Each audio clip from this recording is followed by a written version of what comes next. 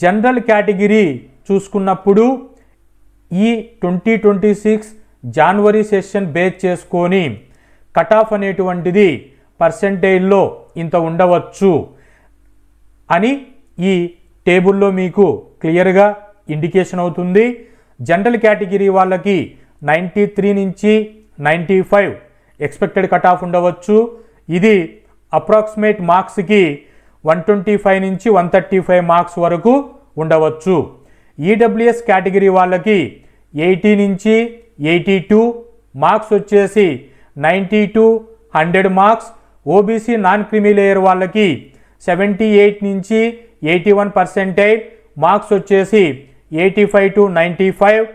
SC category వాళ్ళకి 60 to 63% cut off ఉండవచ్చు.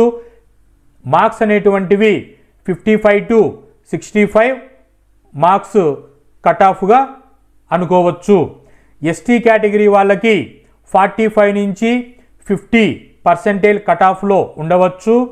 Marks అనేటువంటివి 40 to 50 రేంజ్లో ఉంటే అప్రాక్సిమేట్ మార్క్స్ కట్ ఆఫ్ వరకు ఉంటుంది.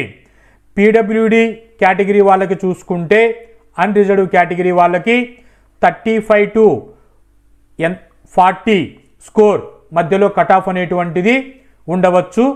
ఈ పీడబ్ల్యూడి కేటగిరీ వాళ్ళకి వీళ్ళకి 1% ఆఫ్ స్టూడెంట్స్ వరకే ఉంటారు కాబట్టి ఈ రేంజ్లో ఉంటుంది.